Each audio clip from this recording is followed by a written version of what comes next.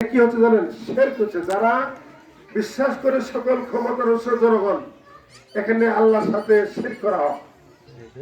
আর যারা বিশ্বাস করে সকল ক্ষমতার উৎস আল্লাহ, তাদেরকে ইমানদার বলা হয়। এখন আপনারা ইমানদার হয়ে মরতে চান নাকি মুশরিক হয়ে মরতে চান, কোনটা সিদ্ধান্ত নেন? ইমানদার হয়ে যদি মরতে চান তাহলে সৎ ও যোগ্য লোককে ভোট দিয়ে সেই সংসদে প্রেরণ করার পরে তারা বিল পাস করবে, আইন পাস করবে ওই সংবিধানকে পরিবর্তন করবার জন্য। তাহলে আমাদের ভোটে যিনি নির্বাচিত হয়ে ওই সংবিধান সংশোধন করবেন, যে সব হবে এই সকল সব আমরা অংশীদারিত্ব হব। সুবহানাল্লাহ। পরকালে এটা কোথায় আছে? সূরা নিসার 85 নম্বর আয়াতে আছে যে যে ব্যক্তি সব মানুষকে সমর্থন জানিয়ে সংসদে, ইউনিয়ন পরিষদে মেম্বারে, চেয়ারম্যান করবে, তারা জনগণের জন্য জনকল্যাণমূলক উন্নয়ন কাজ করবে, করাতে যে সব হবে এই সব তার আমলনামা জমা হবে। পরকালে বান্দাকে আল্লাহ বান্দাকে বলবে যে এই সবটা তো, এই সবের পাহাড় তো, এই সবের পাহাড় তোমার। তখন বান্দা বলবে আল্লাহ গো, আমি তো একটু সব কামাই করি নাই। তখন আল্লাহ জবাব দিবে, দেখ এমন এক লোককে ভোট দিছিলি, ভোট দেওয়ার পরে এখানে কোরআনের আইন বাস্তবায়ন করার পরে জেনার আইন পাস করেছে, আর সানিয়াতু সানি ফাজলিদু কুল্লা ওয়াহিদুম মিনহুমা মিয়াত চালদা। যে পুরুষ এবং মহিলা যদি জেনা করে তাদেরকে 100 দোরা মারো। এই যে আইন বিচার করার পরে, তার বিল পাস করার পরে সমাজে জেনা বিচার দূরীভূত হয়েছে, এই যে সওয়াবের পাহাড়, এটা তো। আবার বলবে আল্লাহ এই এই সবের পাহাড়টা তোর, আল্লাহ এটা কিসের সব? তখন আল্লাহ বলবে যে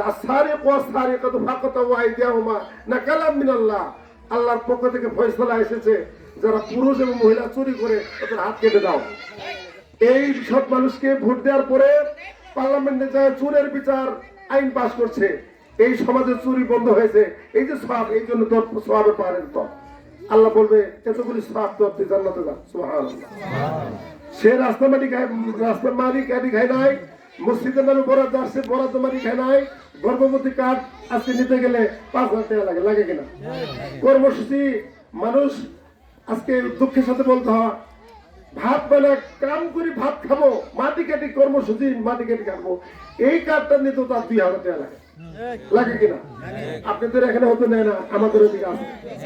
হ্যাঁ, পুলিশ বাহিনী কার্ড, গর্ভবতী কার্ড, কর্মসূচি কার্ড, ভিজিএফ কার্ডের মধ্যে 10 কেজি চালের মধ্যে 6 কেজি 7 কেজি দেয় না কিনা? এই যে দুর্নীতি করলো, যারা তাদেরকে নির্বাচিত করলো, এই যে দুর্নীতি করার কারণে পেট ভেলো মেম্বার চেয়ারম্যানের, কিন্তু পাপের অংশীদার আপনি হলো। এই জন্য কিফলুম মিনহা নাসিবুম মিনহা, সৎকর্ম করলে আপনার সৎকর্ম অংশীদারিত্ব হবেন। আর যদি অপকর্ম করে আল্লাহ বলবে এই গুনার পাহাড়টা তোর।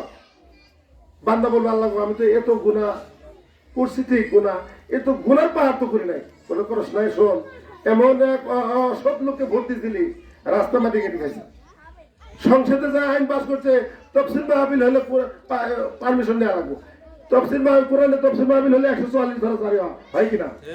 আর আলেমুল আমাদেরকে মিথ্যা মামলা দিয়ে জেলে ভরানো। এই যে কষ্ট, আমাকে 2015 সালে 2রা ডিসেম্বরে গ্রেফতার করা হয়েছিল, রিমান্ডের নামে চুরি বিড়ি পড়ায় থানা এনেছিল। আমি কি অপরাধ করেছিলাম আপনাদের? আমি বলেছি আপনাদের আত্মীয় সূত্রে কারো ভাসতে কারো নাতি, আমি কি অপরাধ করেছিলাম আমাকে এই রিমান্ডে নিয়ে জেলখানা ভরে রাখা হয়েছিল? আমাদের পরে নির্দোষ খালাস পেয়েছি।